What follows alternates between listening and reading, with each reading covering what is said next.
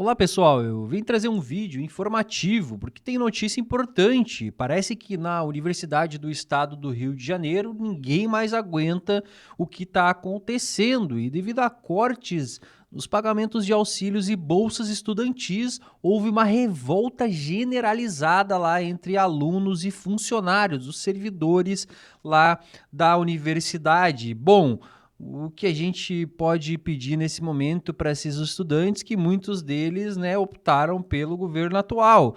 O que seria? Comenta aqui embaixo para mim. A gente vai ver tudo isso, além do que vai ter um jornalista que vai dar uma resposta para Moraes, que chamou ele de pseudo-jornalista e foragido.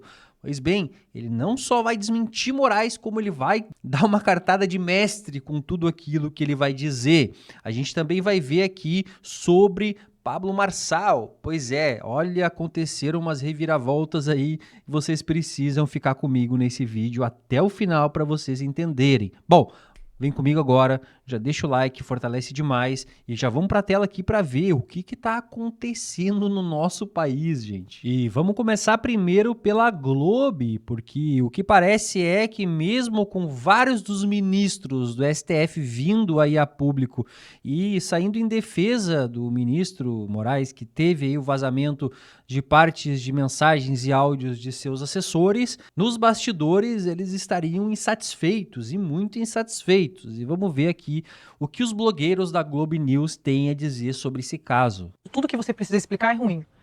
A conversa entre os dois assessores, eu acho que esse é um ponto importante. Eles levantam ali, hoje essas conversas são públicas por causa da reportagem da Folha de São Paulo, levantam questões que nos fazem pensar. Se eles achavam que tinha algo a ser escondido ou a ser disfarçado, acho que a gente tem que debater o porquê. Parece maluco. Se eles que são os especialistas... Peraí, deixa eu só concluir, Valdinho. Esse é meu primeiro ponto. O segundo ponto... Sim, dentro do Supremo, eu também tenho essa apuração, como eu estou contando aqui, de que eles estão fechados, pelo menos de forma pública, com o ministro Moraes, porque aquilo é uma defesa da instituição. Eles acham que se eles não se defenderem publicamente, isso vai abrir brechas, para você ter questionamento e que isso possa levar a algum tipo de nulidade dos processos, e dois, eu sou você amanhã, depois um outro ministro acontece alguma coisa, não tem a defesa ali, a pessoa fica isolada. Então, esse é a grande questão do Supremo hoje. Mas, eu vou repetir aqui, nos bastidores, ministros fazem uma queixa aqui e acolá de que tem prisão que foi muito alongada. Isso. Como eu contei, você deve ter ouvido isso aí também, Valdo. Eu falei com vários ministros ontem no Supremo. Prisões alongadas, como eu citei aqui, inquérito que já era para ter dado um fecho há muito tempo. Dá para você ficar com uma investigação aberta sem prazo. A gente cobra aqui o tempo todo processo também que tem pedido de vista, quando teve o limite ali. Tem que ter um prazo para você devolver aquilo, porque senão cada um põe o seu tempo e acabou, e a sociedade fica esperando em compasso de espera. E três, dito tudo isso, isso não exclui o fato de que sim, isso está sendo usado politicamente no Congresso. Eu, antes de começar o jornal aqui, vocês foram testemunhas, eu estava no telefone com uma fonte das mais importantes lideranças do Centrão, dizendo, Sadi, para nós, tem que aguardar, a gente vai esperar, aliadíssimo de Bolsonaro, mas, se a gente puder, a gente vai articular um acordo com o Supremo em busca de uma anistia. Então, é óbvio que isso aí vai municiar politicamente, mas isso não tem nada a ver com o fato que a gente está discutindo, porque é um fato. Isso não é uma coisa que nós estamos debatendo que veio do etéreo. Isso aqui é uma reportagem com base em conversas de dois assessores, sendo um braço direito do ministro Moraes, eles levantando questões sobre o trabalho que eles estavam fazendo no TSE. Bom, prestem atenção no que ela disse, que conversou com vários ministros e os ministros insatisfeitos falaram sobre prisões muito alongadas, sobre inquéritos que não são encerrados. Bom, mas olha só, se a gente prestar atenção, a Globo sequer citava sobre esses assuntos, passava batido, eles passavam aquele paninho e não falavam sobre isso. E agora, pois é, agora que teve esses vazamentos, eles estão bancando os isentões. Por quê?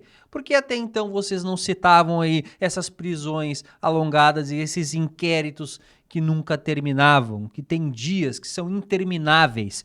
Para mim, não cola esse papinho. Para mim, agora querem tirar o deles da reta, porque a gente sabe que eles sempre fizeram vista grossa para esse tipo de assunto. Mas eu quero a tua opinião, comenta para mim aqui embaixo. Gente, mas espera aí, não para por aí. Olha só o que o renomado jornalista Augusto Nunes falou sobre todos esses vazamentos.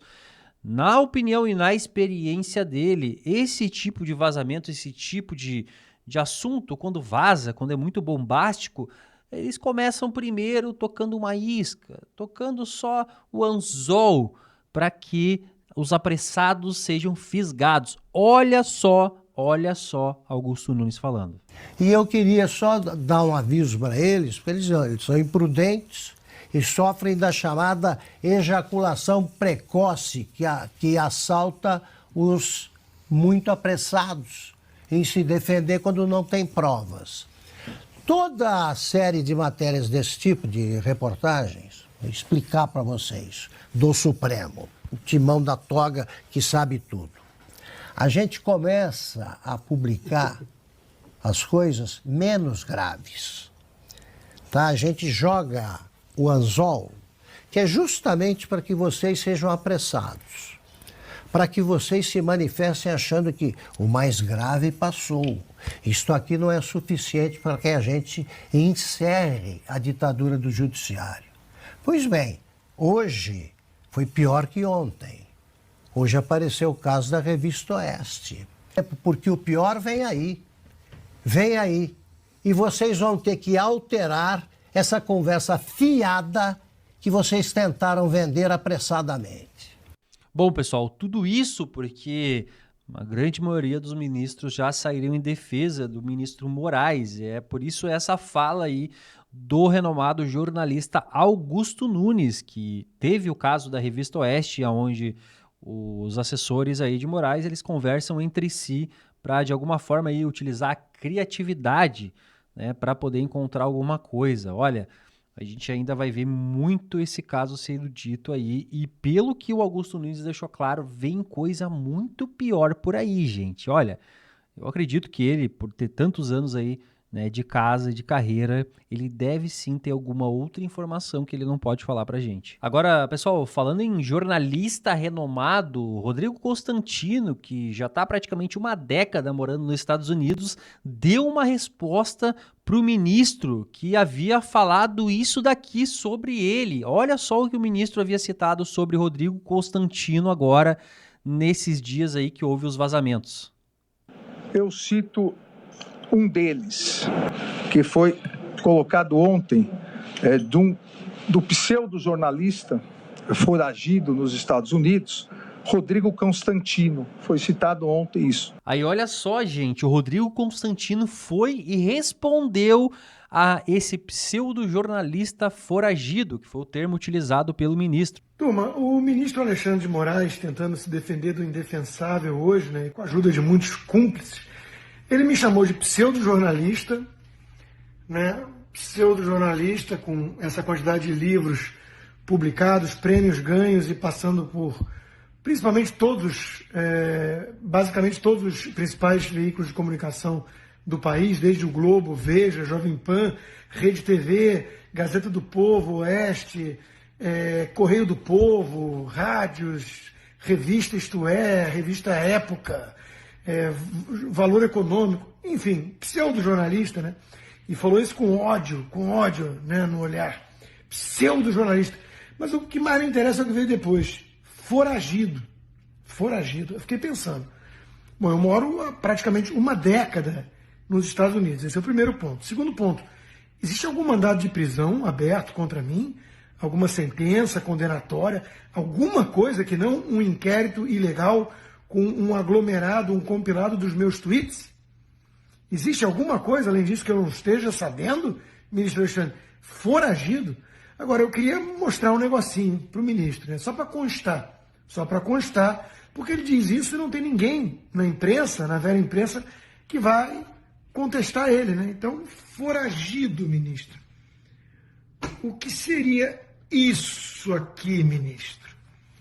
O que seria isso aqui, ministro? Foragido, ministro? É uma palavra muito estranha para quem é um cidadão americano, né, ministro? Então, eu fico pensando, o senhor incluiu Elon Musk no inquérito. Elon Musk seria alguém foragido do Brasil, então? Olha, eu sugiro que o ministro Alexandre de Moraes inclua no inquérito das fake news o ministro Alexandre de Moraes. Ai, ai, ai, mais um que vai ser incluído aí no inquérito das fake news. Bom, Vamos falar um pouquinho agora sobre os estudantes da Universidade do Estado do Rio de Janeiro que, revoltados pelos cortes em bolsas estudantis e pelo atraso em pagamentos de auxílios, eles simplesmente foram para cima de funcionários e servidores da universidade. Eu pensei que isso aí só acontecia no governo do Bolsonaro, não é mesmo?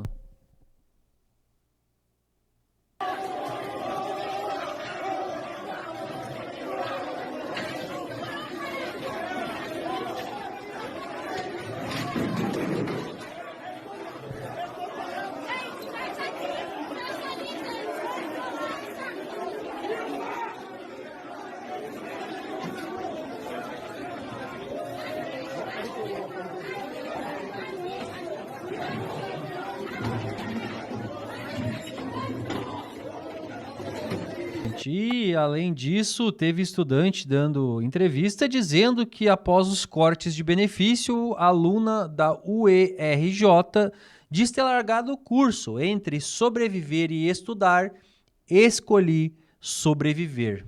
Agora, falando do Pablo Marçal, que é candidato à Prefeitura de São Paulo, o Lula saiu agora em defesa do Boulos e agora ele está dando dicas para o Boulos de como lidar com o Pablo Marçal.